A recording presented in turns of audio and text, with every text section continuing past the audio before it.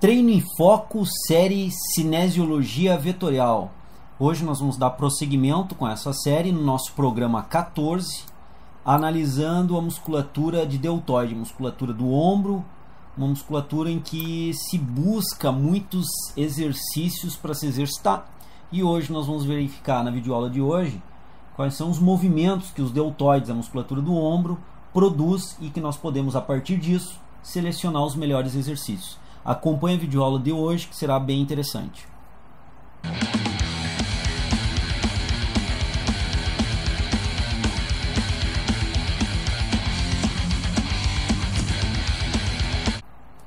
Bom, pessoal, como eu já coloquei na chamada, nós vamos trabalhar então com a musculatura deltoide. Aqui na imagem que nós temos à direita, ela está com uma imagem posteriorizada do boneco anatômico e o deltoide do lado esquerdo em destaque. Eu mantive aqui a silhueta do restante da musculatura, mas em destaque está o deltoide. E nós vamos, para trabalhar agora o posicionamento vetorial, colocar em mais destaque ainda o deltoide.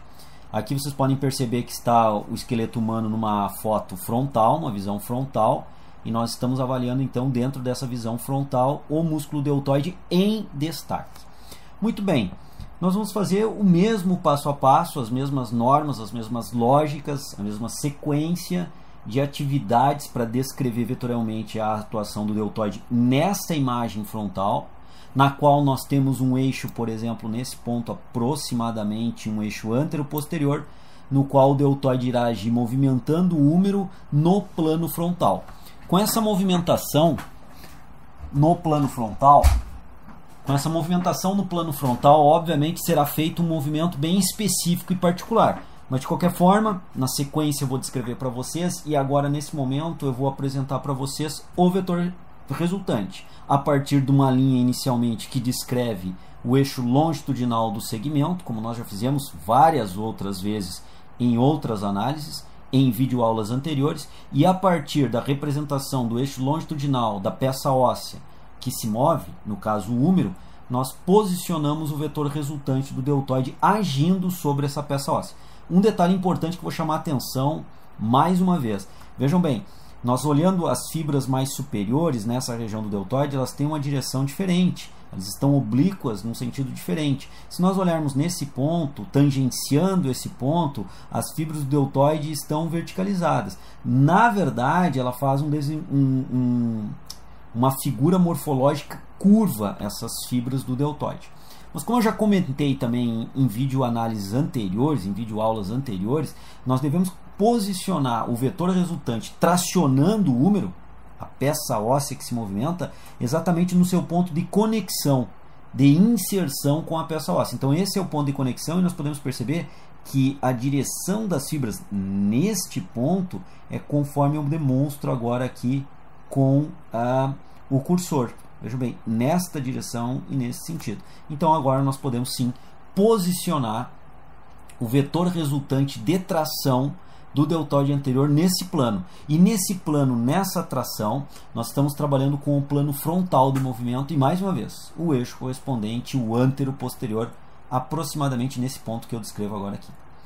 A partir do posicionamento do vetor resultante, acompanhando a direção das fibras no seu ponto de conexão com a estrutura óssea, por isso é interessante isolar o músculo para analisar.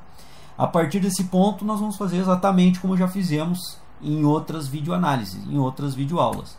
Vamos posicionar um componente vetorial paralelo ao eixo longitudinal e vamos posicionar um componente vetorial perpendicular ao eixo longitudinal da peça óssea que se movimenta, no caso aqui representada pela linha pontilhada. Então nós estamos decompondo o vetor resultante do deltoide, nesta visão que nós temos agora aqui. Então, nesta visão, e seguindo as orientações que nós vimos antes, o vetor perpendicular ao segmento é o que efetivamente irá produzir movimento, e esse movimento rodando o húmero sobre o seu eixo antero-posterior ou póstero-anterior, como queiram, esse eixo que eu destaco agora aqui, esse vetor vai girar o húmero sobre o eixo, produzindo um movimento rotatório dessa forma que eu apresento agora aqui. Ou seja, um movimento de abdução do ombro no plano frontal. tendo como eixo antero-posterior posicionado no centro da articulação glenumeral. Esse vetor resultante, o vetor resultante perpendicular que produz esse movimento. O vetor resultante que está paralelo ao eixo, ele impulsiona o húmero para cima. Impulsionando o húmero para cima pode gerar, em determinadas circunstâncias, uma certa força de descoaptação.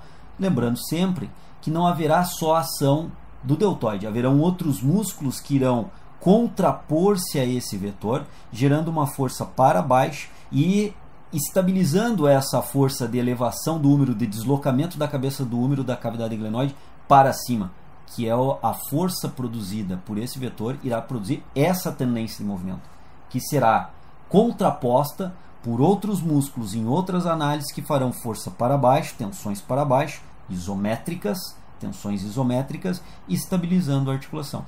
Então essa força, ela é uma força que tende a uma desestabilização, mas ela é contraposta por outros grupos musculares, por outras forças, evitando esse movimento de desestabilização da articulação.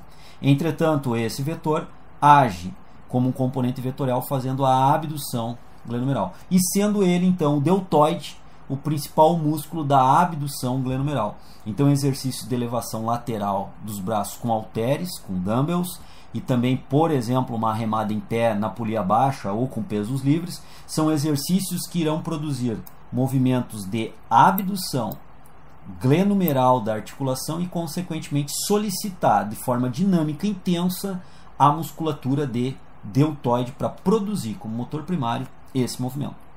Agora vejam bem, se nós invertermos a imagem ou posicionarmos a imagem numa posição diferente, vejam bem, eu não vou colocar em posição póstero-lateral, e sim numa posição completamente lateralizada para favorecer a minha análise vetorial.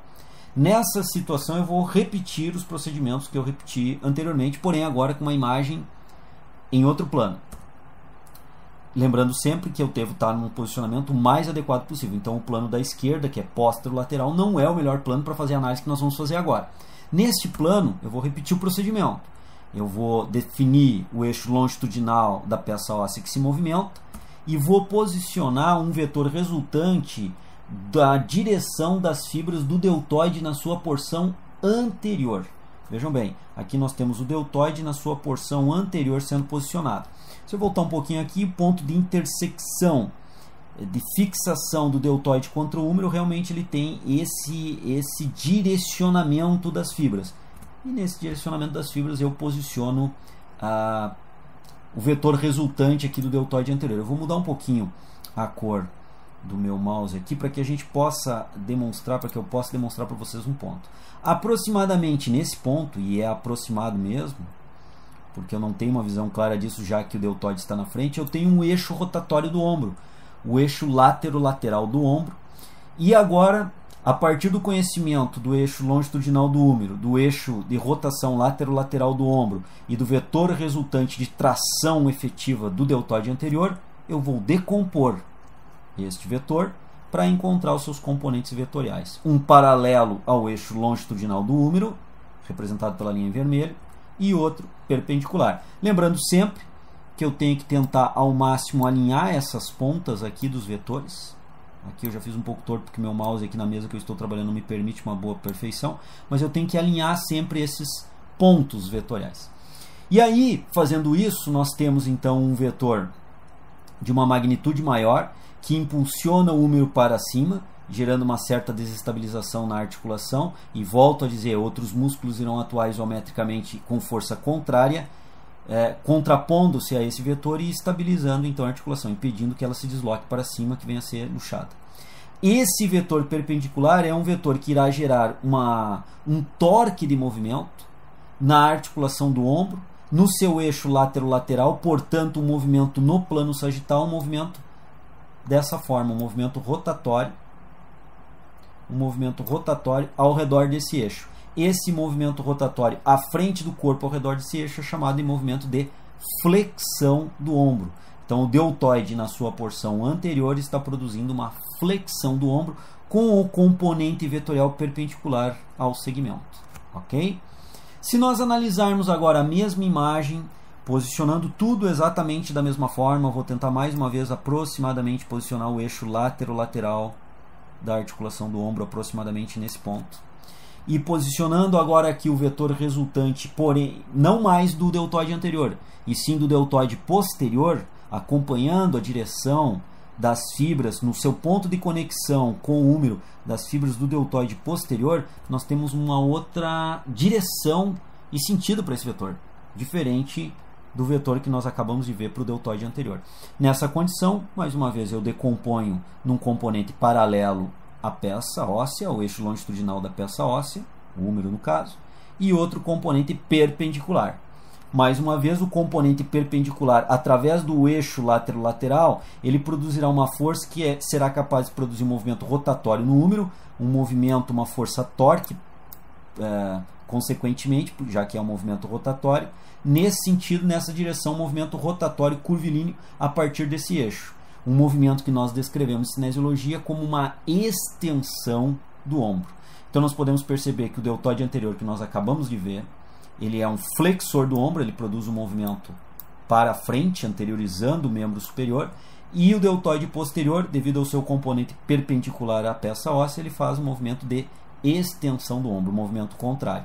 E este componente continua sendo um componente que impulsiona o deltoide para cima, sendo contraposto por outros músculos que vão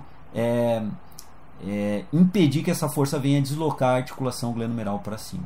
Então nós temos o deltoide para o plano sagital e o eixo lateral, músculos antagônicos dentro, ou regiões antagônicas, melhor dizendo, dentro do mesmo músculo. A sua região anterior ela faz a flexão, enquanto que a sua região posterior do deltoide faz a extensão. Então nós temos esse vetor que nós acabamos de analisar, e anteriormente nós tínhamos visto um vetor nesse sentido e nessa direção, um componente vetorial do vetor do deltoide anterior. E aqui nós temos vou fazer em preto aqui também, do deltoide posterior.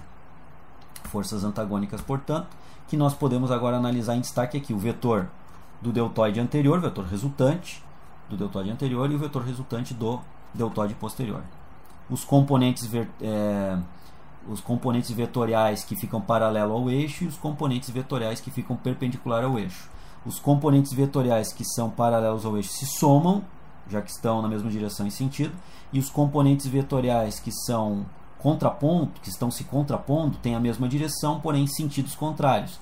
Então, portanto, um faz a flexão do ombro, enquanto o outro faz a extensão do ombro. Essa é a análise, portanto, do deltoide. Essa força que nós vemos vertical aqui, que nessa imagem nos traz o que eu acabei de comentar há pouco, uma tensão para elevar o ombro, essa força, que eu vou frisar aqui, esse componente vetorial vertical, que eu estou salientando ele agora aqui, em preto, e mais uma vez agora aqui também do deltoide na sua porção anterior, esse componente vetorial eles vão se somar e eles agem no movimento de abdução do ombro, que foi o movimento que nós iniciamos a videoaula de hoje. Então esse componente vetorial ele se soma com o deltoide medial, mas isso eu preciso ver num outro plano, num outro eixo. Eu consigo identificar que esse vetor, que eu vou chamar agora aqui de vetor A, esse componente vetorial A e esse componente vetorial que eu vou chamar agora aqui de B, eles vão agir, vou voltar um pouquinho aqui, eles vão agir nesta visão. Eles são os vetores que se somam para formar esse vetor aqui, o vetor de abdução. Então eu tenho mais forças do deltoide medial, do deltoide anterior e posterior, no seu feixe anterior e posterior, eu tenho mais esses componentes vetoriais que se somam ao deltoide medial na abdução glenomeral. Mas para isso eu preciso analisar num outro plano a imagem, um plano diferente desse de perfil que nós tivemos a análise aqui. Então as coisas começam a se somar, a gente começa a interpretar esses valores e observar esses valores no caso do deltoide. Precisamos fazer em duas tomadas de imagem, uma frontal e outra lateral, para que nós possamos complementar as análises vetoriais. Por hoje era isso, pessoal. Espero que vocês estejam gostando, estejam assistindo, estejam estudando a série Cinesiologia Vetorial. E espero que o Treino em Foco esteja contribuindo, principalmente com os acadêmicos da educação física e talvez aí fisioterapia também, contribuindo com os estudos desses acadêmicos. Principalmente para o pessoal que trabalha, no caso da educação física, com treinamento resistido com peso, com treinamento de força, ou com treinamento de flexibilidade terá uma grande aplicabilidade. As outras áreas também, mas nessas áreas particularmente a aplicabilidade é maior. Por hoje era isso, pessoal. Um grande abraço, aguardo vocês na próxima videoaula dessa série Cinesiologia Vetorial. Até lá! Sobre a escápula. No próprio desenho anatômico do boneco nós conseguimos identificar, e outra extremidade sobre a coluna vertebral nesse ponto.